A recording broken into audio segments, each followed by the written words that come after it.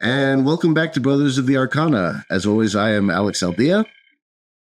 I am co-host Dave Ferrigno. And with us, we have Chuck Dunning. Chuck Dunning, who's a friend of the show and just a lovely human being that I've had a chance to work with a little bit one-on-one and a little bit in community settings, and certainly through his wonderful books.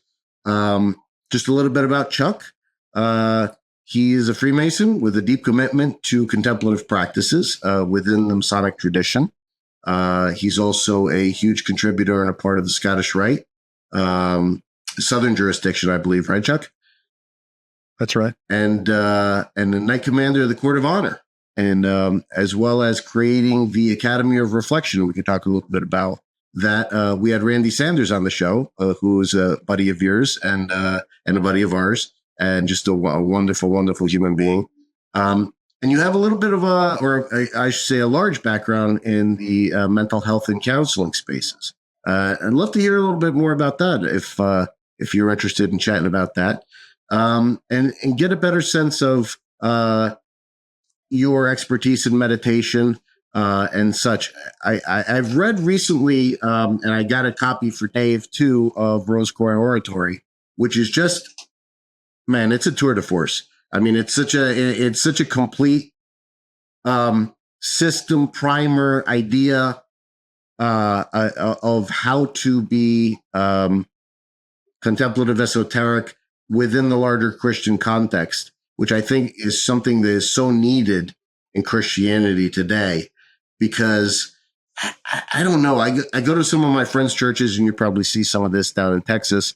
A lot of evangelicals. You go to church, they start out with a sort of a rock concert kind of a thing, and then the guy does a homily for about 40 minutes, and then there's another rock concert, and you're on your way. They give you a coffee, whatever. Sometimes they give you your own single serving of communion, which you give to yourself, and that's just, I don't know if that's right or wrong. I just know it's not for me. Whatever that is just almost strangely alien to me in terms of the idea of communal practice and esotericism and what Christianity really means. And I'm totally ripping you off from now on. I am also a Christian esotericist. After I read that book, I said, I'm that too. So thank you so much for being on the show and for joining us today. Well, I'm glad to be here, and I'm really pleased that book has been so meaningful to you. I hope that it's useful in lots of ways. And one of the things that is important to me is not only reaching out to Freemasons, but reaching out to Christians who are looking for a deeper experience of their tradition. While I'm very much an esoteric Christian, I also value the presence of non-Christians in these traditions like Freemasonry and Rosicrucianism, and have personally benefited from the presence of non-Christians in those traditions. And so I do want to make that clear that we're not talking about something exclusive here when we share our particular passion for the mysteries in a Christian sense. I appreciate that. And I think you're absolutely right. I mean, I firmly believe there's just one mountain and many, many paths that sort of go up it. And it all just depends on how you choose to walk that path. What inspired you to explore the contemplative side of, first of all, of Christianity and of Freemasonry? And how did that journey sort of begin for you? I'll try not to make this my life story. But 3 sentences or less, Chuck. Thank you. Appreciate it. Yeah. Even as a kid, I mean, I grew up in a very religious family. We lived right next door to the church that we all went to, that my parents helped to found and develop. And we all in time held leadership positions in the church. And I always just had a naturally kind of mystical orientation. Part of that was due to having really been taken by some particular unusual experiences of consciousness. I started lucid dreaming at the age of 9. I had other unusual experiences and what you might call extraordinary kinds of experiences of consciousness as a kid, and those always gave me the sense that there's more to the story than I was being told. When I prayed, I felt like there was more going on than me just kind of, confessing my sins and asking God for help. That there was some kind of connection that was happening. And even when I didn't feel that, I felt a strong desire for that. And at a very young age, I mean, single digit years. Sure. And so I was just kind of naturally predisposed to that. And then later, when I got older and started reading some books on comparative religion and everything, and particularly when I started reading the Upanishads, which are just like in your face about connecting with the divine and having that immediate knowledge of the divine, I thought, yeah, that's what I want. And then later in my 20s, when I was in college, I had a philosophy professor that was teaching a course in esoteric philosophy. And he also taught non-credit seminars in contemplative practice. And that's when my practice moved into something that was really kind of structured and intentional. And I was getting some teaching about it. It wasn't just, okay, how can I pray deeper, or how can I try to approximate what I'm reading about in all these books that mention meditation? So yeah, those are the bullet points.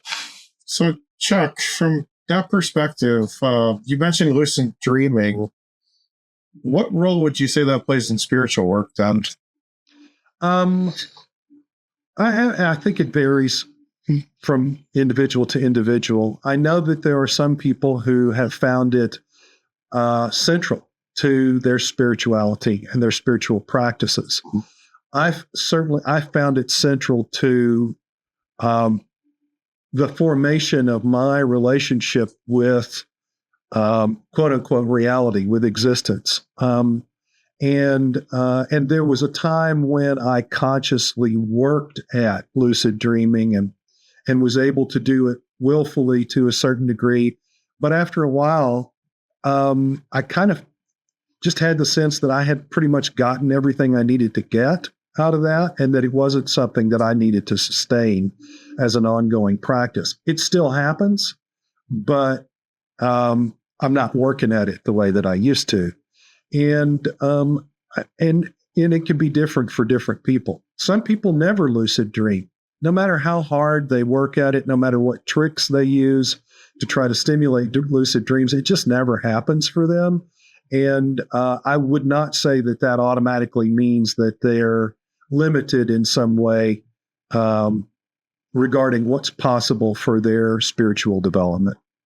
Did you, would lucid dreaming have anything to do with astral projection at all? And if so, does it have anything to do with the Monroe Institute idea of that astral projection? Yeah, there are a lot of interesting intersections to be discussed there. So first of all, I would differentiate between astral projection and astral travel. For me, astral projection has to do, goes more along the lines of what we might call remote viewing. So it's the consciousness dissociating from the physical body and being able to travel through space and possibly even time to see things, places where the physical body isn't. Astral travel is really more about engaging like otherworldly landscapes in the mind. I mean, think using your imagination, creating scenery and characters to interact with in the imagination. And astral travel and lucid dreaming can be almost identical. When astral travel is done in really deep concentration and focus, my experience is that one loses consciousness of their body, their sense perceptions, and I'm just in there really tuned into that imagery, and spontaneous things are happening the way they do in dreams. And of course, I can take control and influence them and completely change them if I want to, like can happen in lucid dreams. But there's still this kind of immersion and recognition. My consciousness is just in a different world right now. It's fascinating to hear about that kind of stuff. I haven't been able to do it myself. I've experienced something similar while doing ayahuasca, or some of the sort of psychedelic stuff that I found myself doing in my misspent youth and in my misspent older age. But again, that's something that's sort of doing it for you, right? So it's holding the space on your behalf rather than you doing the work of doing that. So I guess there's another discipline there. There's another probably mechanism that has to be worked on, a muscle that has to be trained to some extent. Yeah, that's right. And there are lots of really good techniques there are basically three kinds of things that need to be developed. One is you need to learn how to be able to relax really, really, really deeply, and be able to do that consistently, at will. And number two, you need to be able to concentrate very well and be able to hold concentration. And number three, you need to be able to generate imagery through the use of your imagination to generate very specific, clear imagery, and using your powers of concentration, hold on to that imagery. And a good course of development will help you build those skills so that eventually what can happen is that degree of spontaneity where you begin to interact with things like you would in a dream. Characters can speak to you and do things without you telling them what to say, without you thinking ahead of time, this is what that character needs to do. And that's a talent that some people have, and it kind of comes to them a little more naturally. But most people have to work at it to some degree to kind of get to that level of experience. Go ahead, Dave, because I know you had a question about sort of systematizing some of this stuff. Yeah. Would you say, to the point you're making, some people it comes naturally, but if it doesn't come naturally, would you recommend the Monroe Institute, or what kind of recommendations would you make or modalities to use? Because I think, especially nowadays, there's so many things that distract an individual. You look around your house, it's not like your phone's going off, the TV, your neighbors, your dog, whatever else, everything could distract you. So how do you maintain and create that level of concentration and discipline to get there? Yeah. Well, it's like any other art or science, you've got to practice it. You have got to set aside time and you've got to devote energy to practicing it. Yeah, some of these things like, binaural beat technology, like used by the Monroe Institute, and some of the various apps that are out there that you can use on your phone, entheogens, those kinds of things can assist you in slipping into those kinds of states of consciousness. But to Alex's point earlier, they don't really help you develop that muscle very much. Can they make it easier to pass through the door sometimes? Yeah. Once you've experienced it, once you've kind of been there and you know what that's like, it can be easier to get there again. But there's no substitute for actually developing the strengths and abilities through repeated, consistent practice. Okay, so that sort of begs the question as to what is the right path here to develop that repeated, consistent practice, and how do we get there? Yeah. That's a good question. And I think you're just going to get different answers depending upon which tradition that you're looking at, which school, even within a particular tradition. They're going to typically, a well-developed system or school is going to provide you a series of lessons and exercises to work through that will get you there. And in some schools, you're going to find some differences from others. They're going to emphasize some things and de-emphasize the others.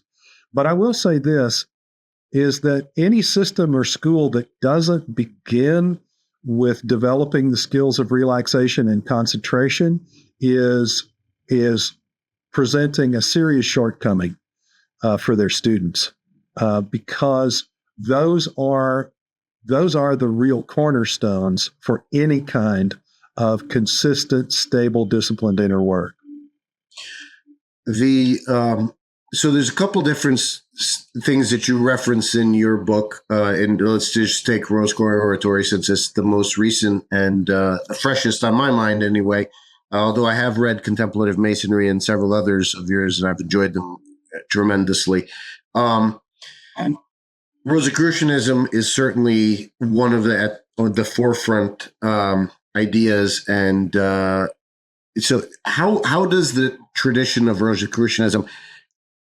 Okay, I'm trying to figure out how to best ask my question here, because Rosicrucianism is, first of all, it's a bunch of traditions, right? So, and even from the manifestos, was there really a Christian Rosencrantz?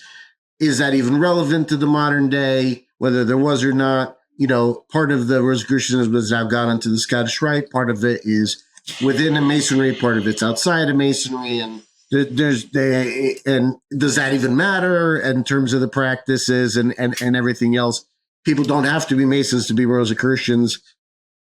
Go.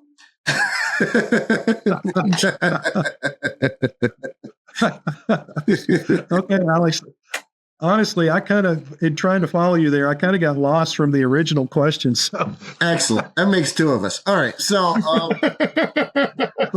I guess my question, actually, three of us. Yeah, Dave too. Rosicrucianism is a modality to establish this sort of contemplative practice. If you're so willing to use it, I suppose, as that modality. How does it sort of work within that space? How can you get there through that? And then we'll go through a couple of other esoteric traditions, like we did with Mark Stavish, just to try to get a sense of different possibilities for folks that may want to think about that.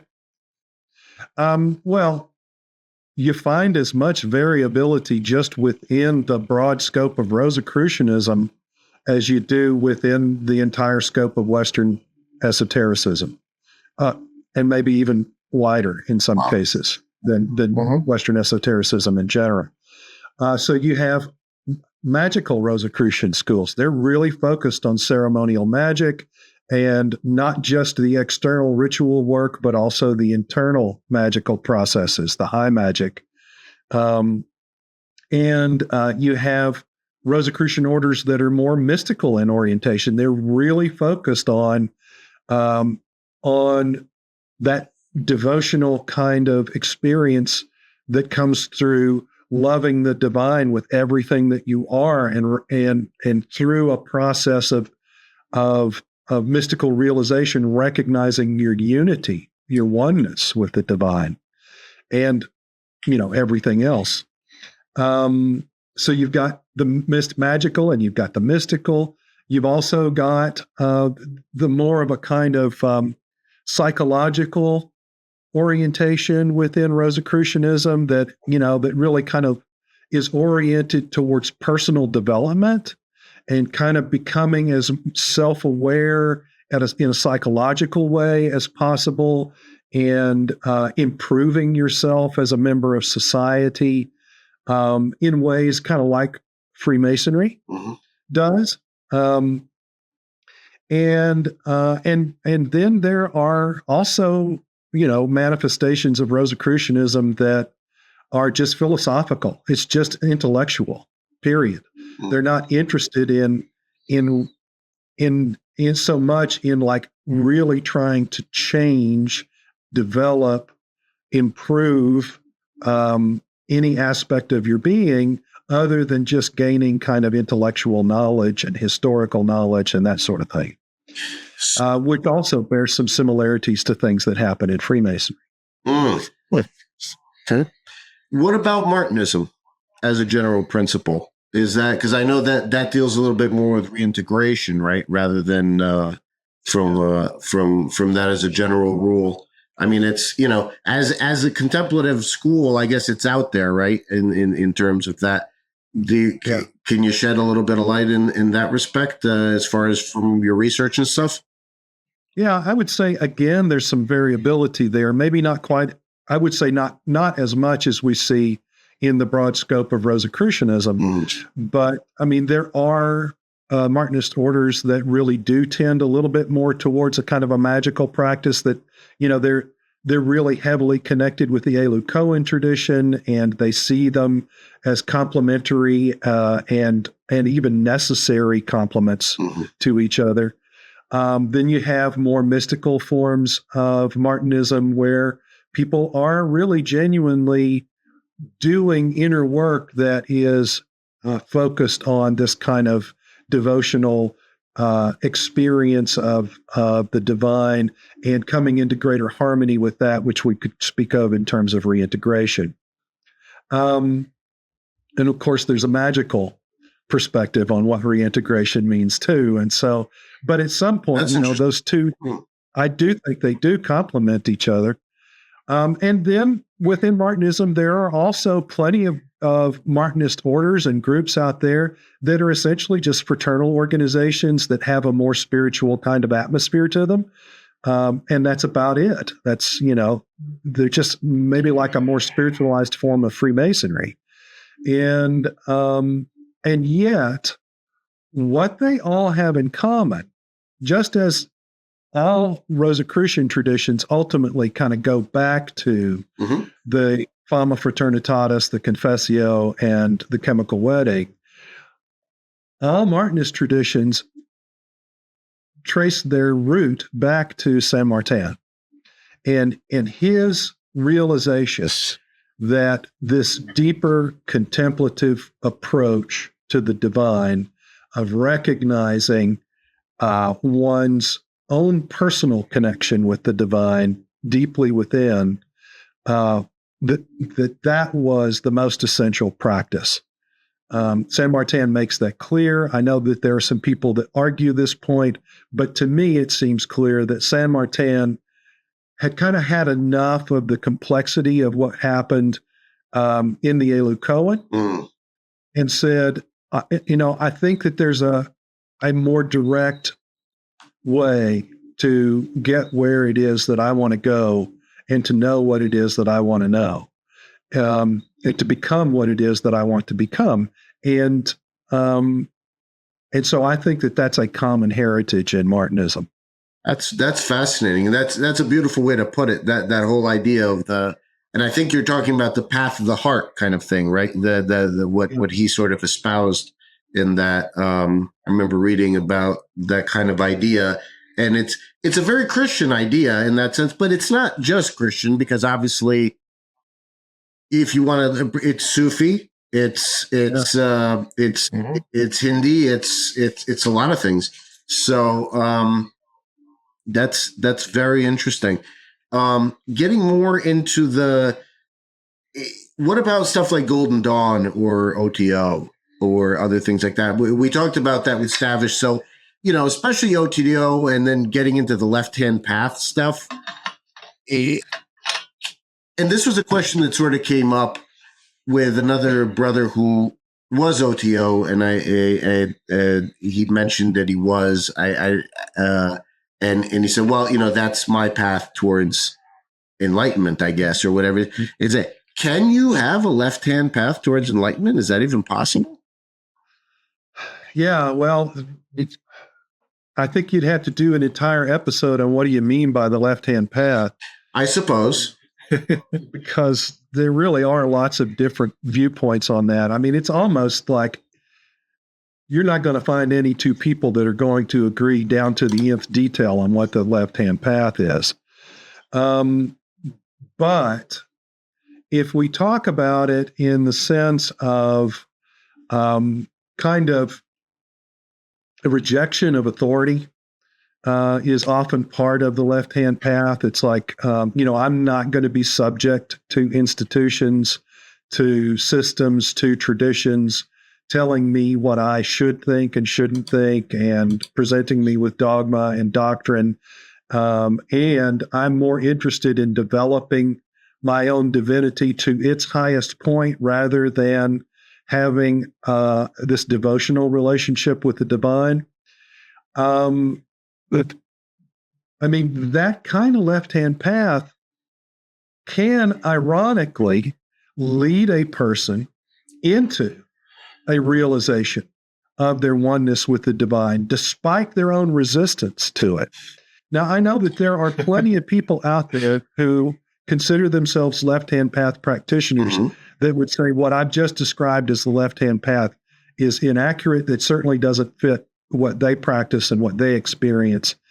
And I want to say that I have got some very dear friends that regard themselves as left-hand path practitioners who are genuinely loving, caring, compassionate, insightful human beings who have a great depth of spiritual insight and wisdom. So while I don't regard myself as a left-hand path practitioner, I don't really regard myself as necessarily a right-hand path practitioner. I'm not even going to go in that direction and try to clarify what we mean by that. I mean, I see myself as a kind of Christian middle way guy, and Western esotericism middle way guy, and so like is attested in many of the ancient traditions. And like you said at the very beginning, Alex, there are lots of different roads, but there really is only one mountain. There really is only one reality that we're all connected with and trying to understand and trying to make our way with. And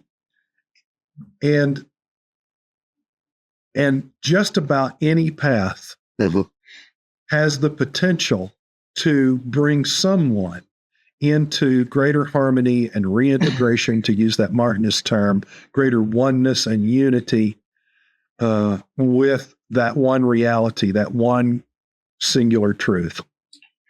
So, Chuck, there's been a lot of discussion that we've had with several friends, other brothers, individuals. What would you say is the definition of enlightenment? Because it seems like everybody has their own definition, and to the point you're just making, there's different paths and such. Yeah. So, in your own words, what would you say it is? You guys are throwing me some really crazy pitches today. Chuck, left-hand path. Chuck, enlightenment. Well, you're the expert. Have at it. Well, maybe the problem is that I've been doing this stuff long enough now that it's just really hard for me to talk about these things without making all kinds of qualifications and and noting exceptions to whatever it is that I'm going to put forward. Yeah. Okay. What is enlightenment? Oh my gosh. I'm just going to speak for me personally. Yeah, absolutely. Sure. Please do. So I would say for me personally, there's kind of a ladder of enlightenment that parallels Plato's allegory of the divided line. And each step up that line, moving from what he called akasia into pistis, and from pistis into dianoia, and from dianoia into noesis, is a progression of enlightenment. And and the language that Plato used was that this is our progression toward knowing what is really real. And he says that which is really real transcends all of these other ways of using our consciousness. Acacia meaning just really basically being enmeshed within our sensory perceptions and our cultural conditioning. Kind of living in the man of the torrent kind of thing. Yes, to use that Martinist language, that person is basically just kind of operating on autopilot with all of the programming that they've been received and taking for granted that their physical perceptions, what they see, what they hear, what they smell and taste and touch, is exactly what reality is. That there's no difference between reality and what they perceive through their senses and what they've been taught to believe about what they perceive through their senses. Sure. And so then you move from that to what he would call dianoia, from that visible realm where you have acacia and pistis into dianoia. And dianoia is where we start to use the processes of discursive reasoning and critical thinking to test and recognize, oh, well, crap, there's a lot of stuff going on here that it doesn't make logical sense. The things that I thought were true are not necessarily true. The things that I was taught to believe are not necessarily accurate. And I can't always trust my senses. If I really test things in a kind of scientific, rational way, logical way, I find out that my senses are misleading often. And boy, hasn't, modern physics begun to reveal that in great depth.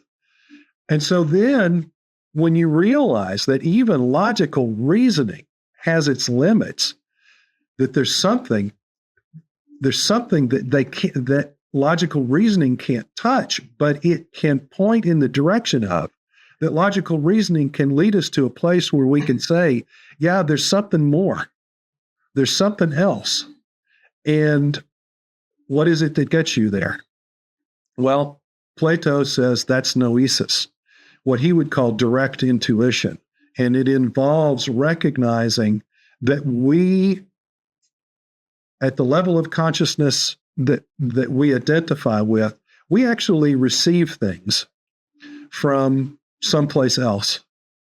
And in these moments that transcend space and time, that cannot be explained or limited in terms of sensory perceptions and logical use of language, because language is dualistic inherently.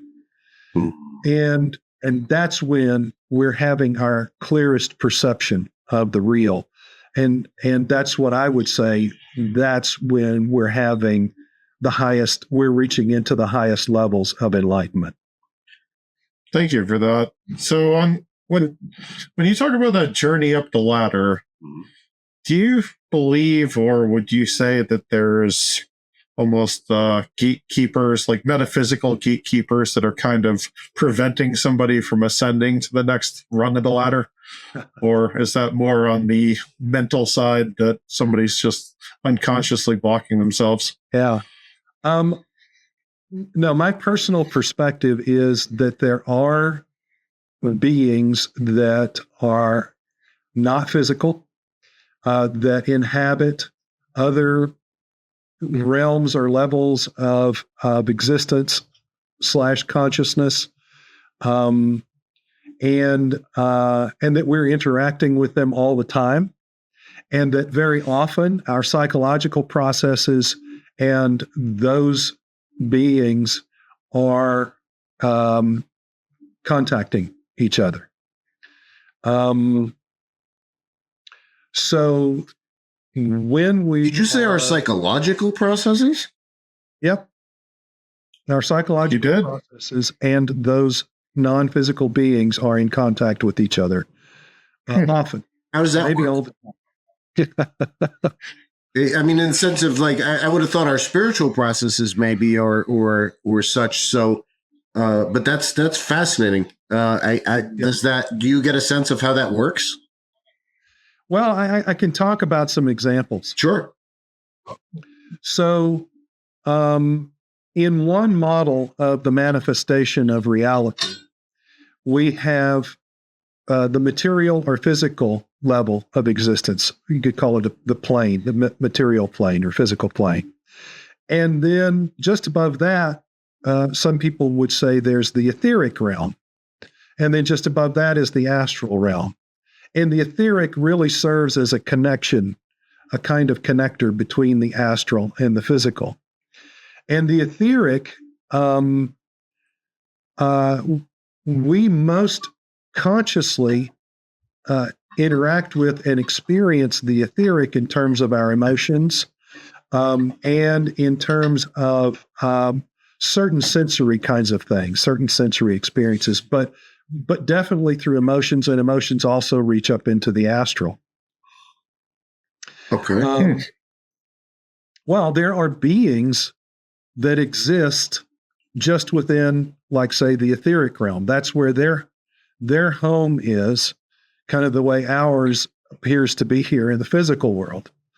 And so they can have an effect on the energies at that level that can affect our emotions, and our emotions can have an effect on that level that have an effect on them.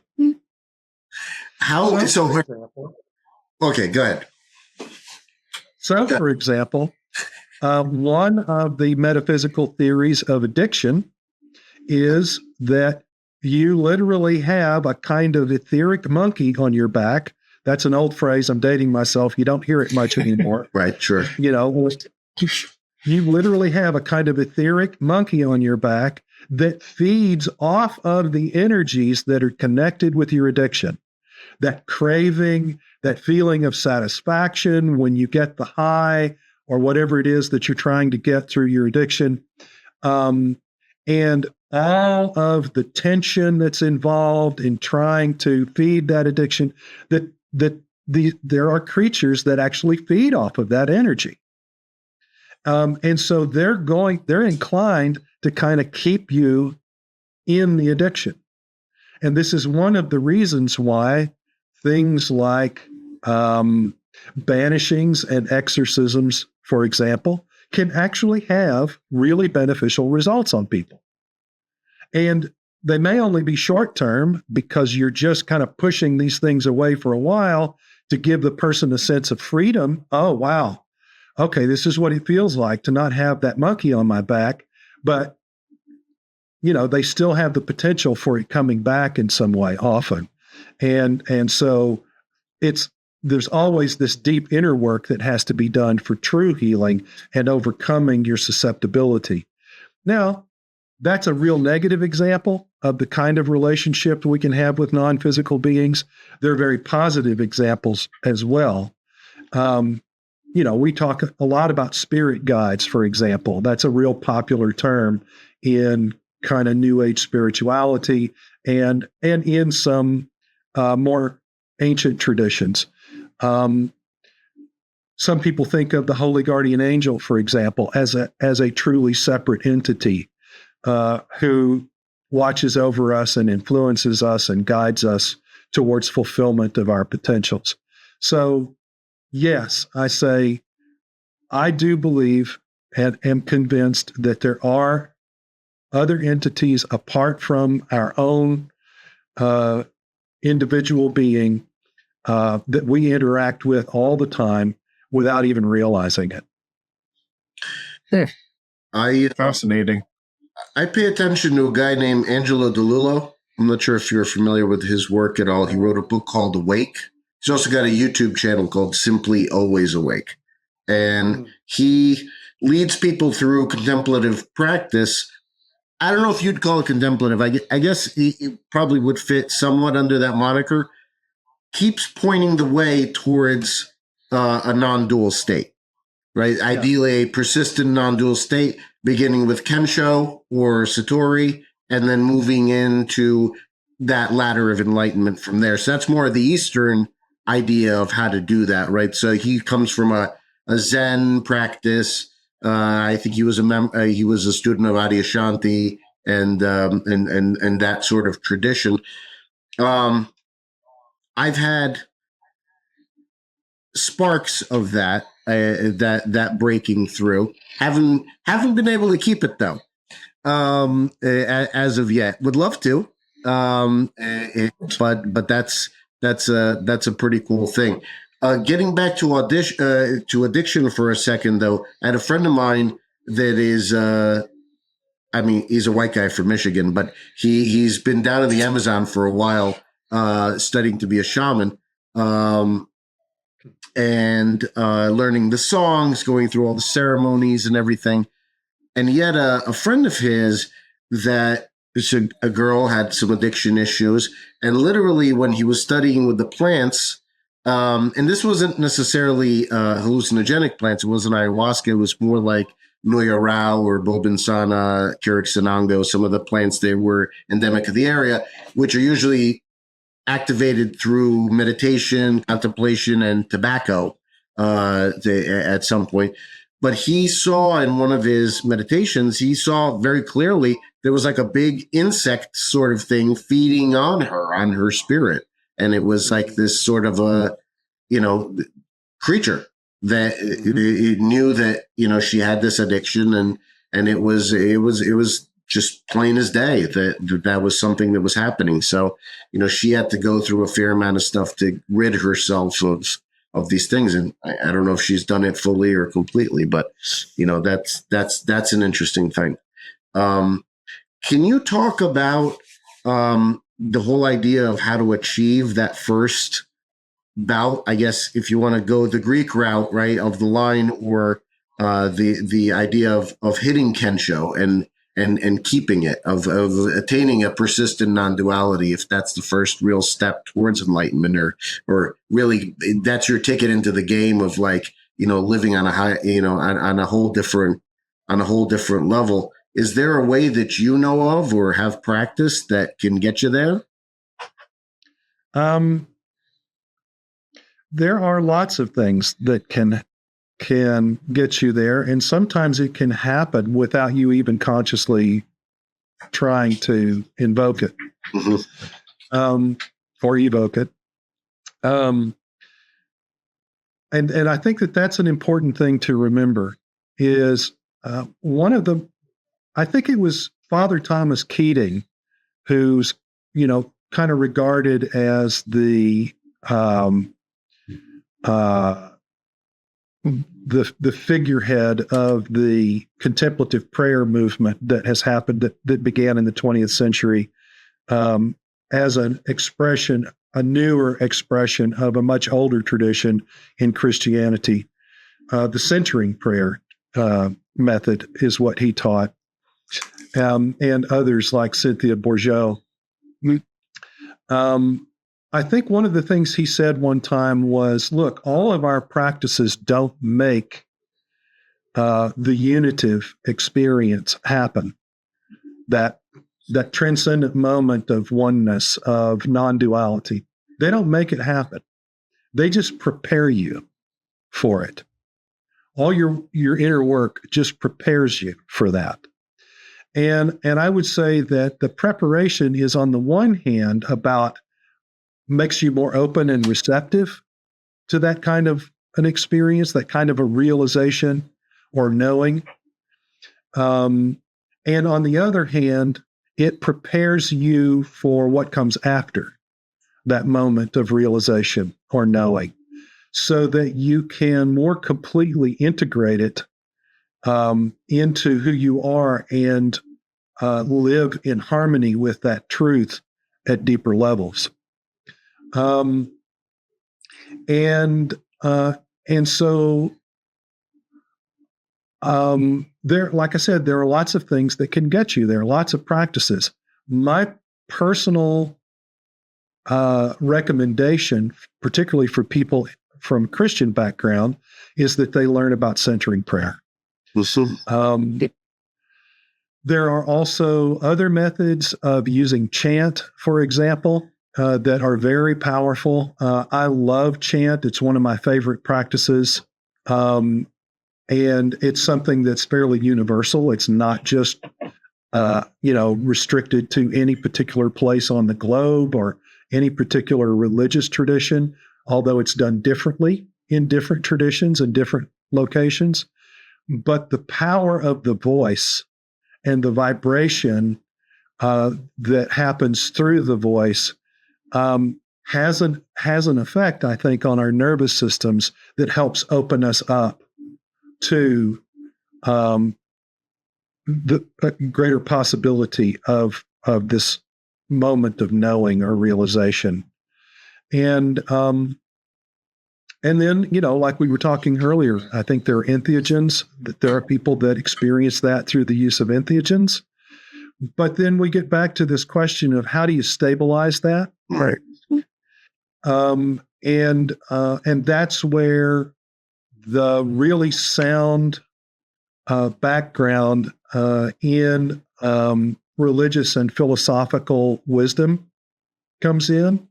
The importance of virtues, the importance of self-awareness, of examining yourself and being honest with yourself about, how your mind really works and what you do and do not have control over, and what your strengths and weaknesses are, what your vices are, which virtues may become more naturally to you. That really kind of deep, probing, psychological, moral inventory, to use the language of the 12 steps, is a really important practice, because those are the kinds of things that help stabilize the realization of non-duality, of oneness, and to bring it into everyday life, so that, yes, I'm still participating in the dualistic world, but I understand now and can behave in a way that reflects the reality that it's all interwoven, it's all interconnected, it's all part of this one thing, and so are you. And when you start relating to reality and other human beings that way, well, my word for that is love. And for me, that's what happens in a truly stabilized realization of non-duality, is you just become completely much more enmeshed in love. You realize you're an embodiment of love. Everything's an embodiment of love. The relationships that's happening between things, that's love too. The reason all of this is here to begin with is love. Yeah. So to me, then, that's what characterizes the stability of someone's realization. Now, having said that, I'm not in the position to judge anybody else's stability and their realization. Right. I'm just telling you what my experience has been personally, and what I have seen in the people that I have recognized as being most, quote unquote, enlightened. So do you see paradoxes as like a stepping stone, or is it something that people need to resolve on their journey, to enlightenment? Like, how would you describe that? That's a great question, Dave. And you took me right back to a big part of the work with my very first teacher. He was a philosophy professor, as I told you before, and he just was really strong in Greek philosophy, in particular Platonism and Pythagoreanism. And I remember when he introduced me to Zeno's paradoxes. One of the famous ones is essentially, it breaks down like this. In order for me to walk all the way across the room, I have to first walk at least half of that distance. Well, in order for me to walk at least half of that distance, I have to walk at least a half of that distance. And so on and so on. And you get this infinite regression that mathematically says you can't ever get there. Because what you realize is there's actually an infinite distance between where I am and where that other place seems to be, right? Well, if you're working within a dualistic framework, then you've got to say, okay, well, this is just a meaningless word game, or it's it's truly a paradox because it's unresolvable. And those have been the two answers, essentially, that most Western philosophers have been satisfied with. But if you have a non-dualist perspective, if you've had a moment of non-dualistic awakening, you can say, oh, that's just an illusory set of conditions or symptoms that's brought about by the appearance of two dimensions within a single unitary reality. That space and time are just mechanisms of duality. They're not absolutes themselves. So would you say that time then, would time be linear, cyclical? Is it entirely different than what we understand or grasp them? It doesn't exist. From this perspective of non-dualism, time is just one of the illusions. It's one of the most fundamental illusions.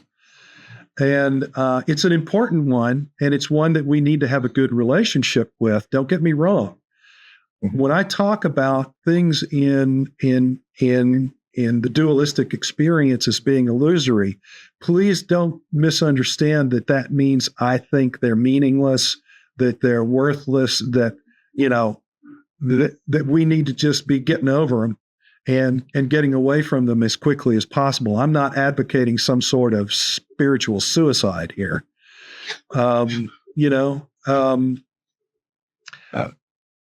So what I think is that time is an illusion, and that from higher perspectives of consciousness and being, so we were talking about those other beings, that there are levels of being and consciousness at which time is like, it's no more lineal and prescriptive to those levels of existence than the three dimensions of space are to us. We can move freely about in the three dimensions of space. And so I believe that there's a level of consciousness and being at which it's possible to move freely through time. And I think that there's some evidence from remote viewing to that effect. Awesome. Do you view time as a series of basic, like, static shots that are basically sped up the way a cartoon would be? And then you have the illusion of sort of moving through something, but it's really just, that's the whole idea of remote viewing, right? You capture a snapshot of the future, but if there's a propensity of going there, then in essence, then you can get to that point and that will manifest. But within the field of potentiality, it could just as easily be a different snapshot if circumstances make it so. Yeah, I have to say, I just have to start by saying, I don't know, Alex. Okay. I kind of have some problems with the idea of time just being divided up into these static pieces, these really infinitesimally defined static pieces. Because one of the things that suggests is that there's no fluidity in time, and that everything is determined, and that there's no free will. And my experience suggests to me that free will is a reality. It's much different than I think most of us tend to think of what we mean when we say free will, but that there is a reality there in which we are, at least potentially, agents of undetermined change. So how would you describe free will then? Yeah. Left-hand path, enlightenment, free will. Yeah. Just throwing all the zingers at you today. Okay, so one of the things that I have said from time to time is we don't have free will. Free will has us. Oh, Wow. Yeah. Interesting. that when we try to think of free will, so I guess in a way, what I'm going to be doing is taking the via negativa approach on free will, what it is not. It's not just a matter of using our usual thought processes to consider options and then pick one, right? We can, through, not too deep reflection, recognize how most of us can recognize how we're predisposed to make certain choices, and to prefer some things over others. And in that extent, in that way, we can say that, just the process of making choice is largely kind of a mechanistic, just kind of working out of different factors influencing each other within our consciousness, and then being channeled back out into the world through us. That's not free will. So that's not free will. What I'm talking about as free will is like those, we were talking about those moments of transcendence where something just kind of enters your consciousness out of nowhere. At least nowhere that you're immediately aware of, right? And that creative spark that you had no control over, that's closer to what I would call an experience and an expression. It's an experience of free will. And then when you try to give it form, then that's an expression of free will. And you're just the instrument of it. You didn't own any of that process until, you decided, oh, I'm going to respond to that and I'm going to try to do something with that. That's when it starts to express itself. So free will has us. We don't have it. It's fascinating. It's beyond our personal level of existence. One of my horrible frustrations is you do a little confessing here, if I could, Father Chuck, is that bless you, my child. Yes, absolutely. Is that and I talked to a buddy of mine, Kenny, who I hope to have on the podcast too. Just a wonderful guy. He's a music producer, now developer, but he's lived his entire life by tapping into his third eye and putting decisions to it and then getting an answer, whatever it is. Another friend of ours, Mark, is a very contemplative guy. He uses the heart, right? He says he goes all the way down to the bottom of the heart where it's the quietest place in the body. And he's able to access that quiet and to be led by it, right? And, it's both the same. I had them both in the same room yesterday, and they're both talking to me like, Alex, use the third eye. Alex, use the heart. I was like, I can't go to either of those places, and I'm trying to be guided by something other than my own ego, which isn't working out for me, let me tell you. It's frustrating that I can't quite get to these quiet places. And obviously, as you say, the first step is relaxing. I find that extremely hard to do. So for guys like me, and I'm sure there must be other guys out there, they're like, well, all you have to do is just meditate. Yeah, but I just can't get there. I can't get there's places in my body that don't actually ever relax. So like, how do I get to the point where I can relax deeply if I can't relax deeply? Yeah. Well, I think one of the things, and I don't, please don't misinterpret my tone here. Sure. One of the first things you have to do is stop saying I can't, Alex. Okay. This is one of the hard lessons I had to learn, and that's why I'm speaking to you the way that I am, is that part of my conditioning was to say that, that there were things that I can't do that. That's actually, from a psychological point of view, and particularly from a Jungian point of view, that's how we create the shadow, is by saying I can't to things, either because we think it's wrong or because we think it's beyond us in some way, that we don't have the talent or the ability. And so when we say that, when we talk to ourselves like that, we're pushing some potential farther out beyond our reach, behind us, into the shadow. And so I would just beg you to be really, really careful and try to catch yourself in talking that way. Okay. Now, I also want to be empathetic and recognize that you've obviously made some really serious efforts to try to relax and practice relaxation. And I'll have to acknowledge that, they're like with anything else, there are going to be human beings somewhere on a bell curve with regard to this ability. Sure. And so most people are going to be in the middle of that bell curve. Some people are going to be at the extreme end of talent and ability for this, and others are going to be at the end of really being challenged in this way. But wherever you are on that bell curve, you can develop and refine the ability in some way. And so the question is, how does that happen?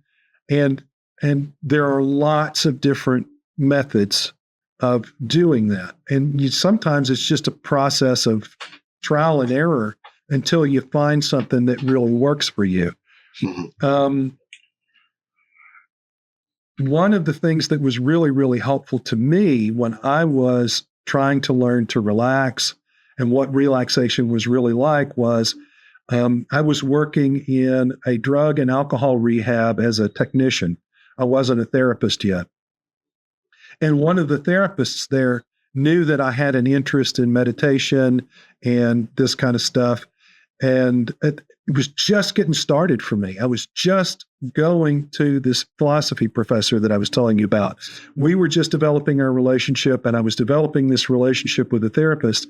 And he said, yeah, I'll teach you how to do this. And he taught me this process of relaxation that was just really, really, really effective. And I learned then how to facilitate that for the residents of the therapeutic program that we were in.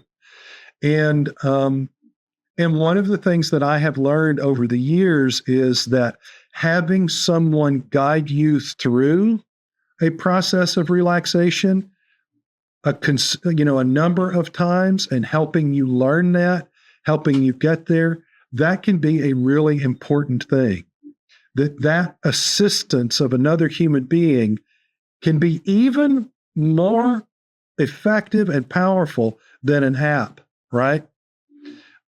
Because the app isn't giving off the kind of energy that the individual human being does. Sure. They're not radiating that energy field that the human being does. And an app cannot have the kind of back and forth conversation and reflection with you about what that experience was like and how maybe to tweak it a little bit so that maybe next time it works a little better, or how you can begin to then do it for yourself. Right. So this obviously makes the point that I think personal coaching, to use a kind of a business term, is really, really important in this esoteric business. That's certainly interesting.